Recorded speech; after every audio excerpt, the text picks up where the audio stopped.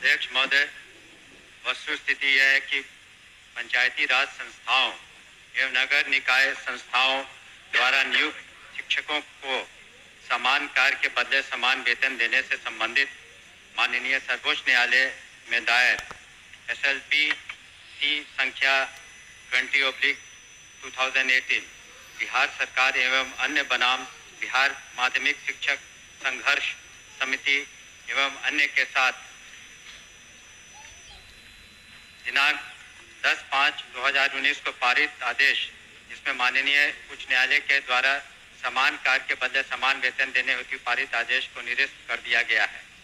राज्य सरकार पंचायती राज संस्थाओं एवं नगर निकाय संस्थाओं द्वारा नियुक्त शिक्षकों को बेहतर वेतन एवं सेवा शर्त हेतुकृत संकल्पित रही है। राज्य सरकार ने सहानुभूति पूर्वक इन शिक्षकों को 1/9/2020 से EPF योजना, जिसमें राज्य सरकार के द्वारा लगभग 5% अंशदान दिया गया है, से आच्छादित करते हुए दिनांक 1/4/2021 से 15% का वेतन वृद्धि किया गया। पुनः राज्य सरकार द्वारा स्थानीय निकाय शिक्षकों को बेहतर सेवा शर्त एवं वेतन प्राप्त हो के परिप्रेक्ष्य में बिहार विद्यालय विशिष्ट शिक्षा नियमावली 2023 अधिसूचित किया गया। नए शिक्षकों के नियुक्ति हेतु बिहार राज्य विद्यालय अध्यापक नियुक्ति स्थानांतरण अनुशासनिक कार्रवाई एवं सेवा शर्त नियमावली 2023 अधिसूचित किया गया। सरकार द्वारा इन दोनों नियमावली से नया पद सृजित किया गया। यह पद 7वें वेतन आयोग लागू होने के बाद सृजित किए गए हैं, इसलिए यह पद 7वें वेतन आयोग द्वारा निर्धारित पदों में सम्मिलित नहीं है। सरकार द्वारा सरकार के अन्य बहुत सारे पद सृजित किए जाते हैं जो 7वें वेतन आयोग में सम्मिलित नहीं होते हैं। इन दोनों नियमावली के तहत वर्ग 1 से 5 के शिक्षकों को 25,000, वर्ग 6 से 8 के शिक्षकों को 28,000, वर्ग 9 से 10 के शिक्षकों को 31,000 एवं वर्ग 11 से 12 के शिक्षकों को 25,000 प्रारंभिक वेतन निर्धारित करते हुए पे मैट्रिक्स का निर्धारण किया गया। उक्त नियमावली के तहत शिक्षकों को बेहतर प्रोन्नति का लाभ दिया गया। अगले संभावित जो वेतन आयोग 8वां वेतन आयोग में ये शिक्षा विभाग द्वारा इन विद्यालय अध्यापकों एवं विशिष्ट शिक्षकों के वेतन मान को उचित स्तर पर निर्धारित करने हेतु वित्त विभाग को अनुशंसित किया जाएगा। महोदय, मैं पूरे वक्तव्य को मैं सुना। सरकार BPSC का एग्जामिनेशन लेकर के सरकार ने घोषणा किया कि वो राज्यकर्मी होंगे। दूसरी बात की सरकार ने ही घोषणा किया कि सक्षमता परीक्षा पास जो कर जाएंगे शिक्षक वो राज्यकर्मी होंगे। तो जब राज्यकर्मी होंगे तब फिर क्या औचित्य है कि आप उसको 7वें वेतन के लाभ से अलग रखेंगे, उस श्रेणी में नहीं रखेंगे? क्यों उसको राज्यकर्मी का दर्जा देते हुए और राज्यकर्मी की घोषणा करते हुए उस लाभ से सरकार क्यों वंचित रखना चाहती है, ये मैं जानना चाहता हूं। माननीय मंत्री। अध्यक्ष महोदय, इसमें जो विचार विमर्श किया गया वित्त विभाग से, ऐसी बात नहीं है कि सहानुभूति तो पूरी रखी गई। एक और आंकड़ा मैं पढ़ना चाहूंगा सदन के सामने। वर्ष 2003 में जो नियुक्त प्रशिक्षित शिक्षा मित्र थे, प्रारंभ में उनका नियत वेतन प्रति माह था 1,500, जो वर्तमान सकल वेतन प्रति माह हो गया 31,340। वर्ष 2006 में नियुक्त पंचायत प्रखंड नगर शिक्षक थे 5,000, उनका वर्तमान सकल वेतन प्रति माह हो गया 29,410। वर्ष 2010 में नियुक्त पंचायत प्रखंड नगर शिक्षक 7,000 था वेतनमान, तो उनका हो गया आज के दिन में 29,410।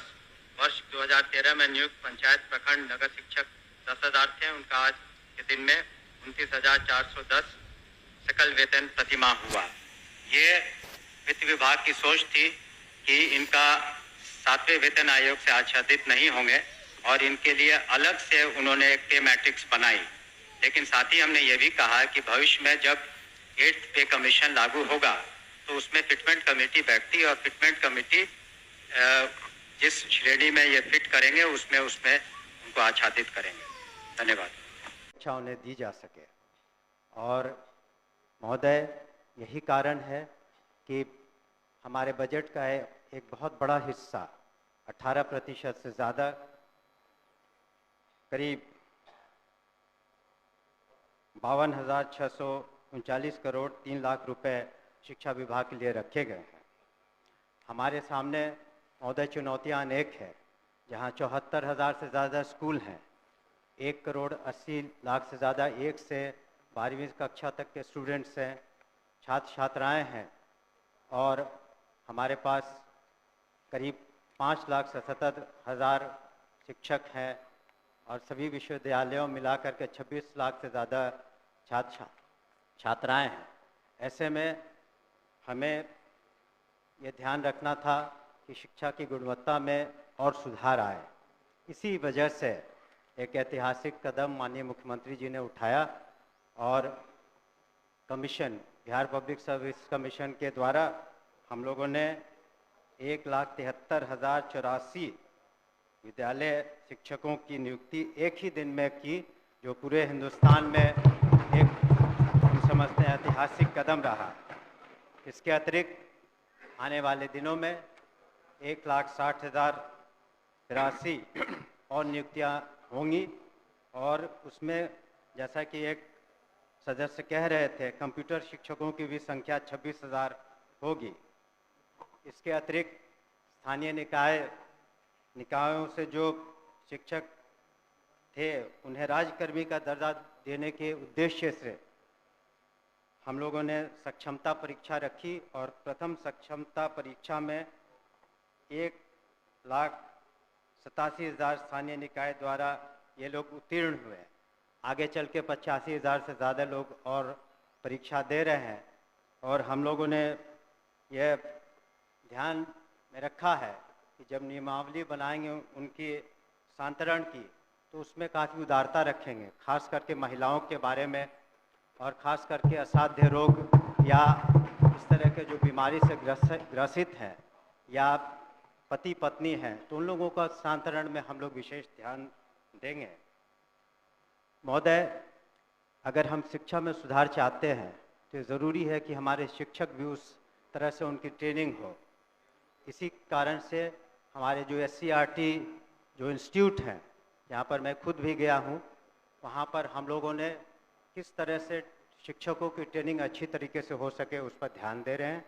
और आने वाले दिनों में हमारा लक्ष्य है कि जितने शिक्षक हैं कम से कम साल में उनकी 2 बार ट्रेनिंग हो सके, और वहाँ पर जो सिलेबस बनाए जाए वो ऐसे बनाए जाए कि वो आगे चल के हमारे छात्र छात्राएं जो कंपटीशन के एग्ज़ाम्स देंगे उसमें वो बेहतरीन रूप से सामने आ सके, कर सके। इसके अतिरिक्त जो आधारभूत संरचना है, हम लोगों ने ध्यान दिया है कि किस तरीके से स्कूलों में जो बुनियादी सुविधाएं हैं उसको दे पाएँ।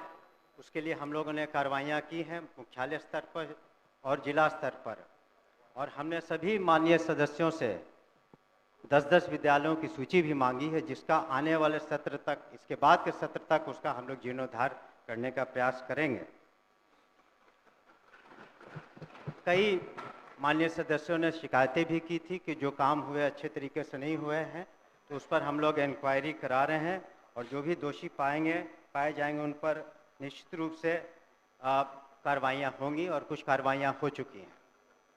हम लोगों ने ये भी सुनिश्चित किया है कि जो हमारे निजी विश्वविद्यालय हैं उनका रजिस्ट्रेशन हो सके, ताकि सही आंकड़ा आ सके, और जब उनका आधार सीडिंग कर देंगे तो ये पता चलेगा कि जो 25% जो गरीब बच्चे हैं, बच्चियां हैं, और जिसके खर्चे की प्रतिपूर्ति सरकार करती है, वो सही आंकड़ा आ सके हमारे पास।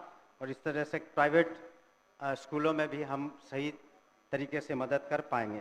परीक्षा संचालन में एक बहुत बड़ी जिम्मेवारी है हमारी, और पिछले साल 1,35,00,000 से ज़्यादा छात्र छात्राओं ने परीक्षा दी, और जो बिहार स्कूल एग्जामिनेशन बोर्ड है, इस बार जो हम लोगों ने बिल लाया है उसके अनुसार अब ऑनलाइन परीक्षाएं भी संभव हो पाएंगी।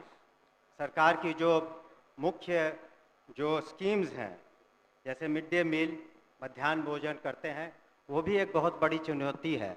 उसमें नित्य 1 करोड़ करीब 10 लाख बच्चों को हम मध्याह्न भोजन सही तरीके से देते हैं, और उसमें जो अगर शिकायतें मिलती हैं तो हमारे कमांड कंट्रोल सेंटर पर कोई भी व्यक्ति उसके बारे में सूचना दे सकता है, उसके बारे में हम कर सकते हैं। और डायरेक्ट बेनिफिशियरी ट्रांसफर्स हम करा रहे हैं, स्टूडेंट क्रेडिट कार्ड भी हो रहा है। और अंत में मैं कुछ आंकड़ों को प्रस्तुत करना चाहूँगा जिससे पता चलेगा कि किस तरह से शिक्षा में गुणात्मक सुधार आए हैं। शिक्षकों की संख्या महोदय 2006 में 1,80,000 थी। इस बार 2024 में 5,77,000 है। इस तरह से विद्यालय में जो छात्र और शिक्षक का अनुपात था, पहले जो 65 और 1 का था, अब 32 और 1 का हो गया। उसी तरह से साक्षरता दर में महिलाओं में पहले 33% थी, अब 74% हो गई है। आउट ऑफ स्कूल चिल्ड्रन जो है 1% से कम हो गए हैं और बजट में 11 गुना से ज़्यादा वृद्धि हुई है। अतः मैं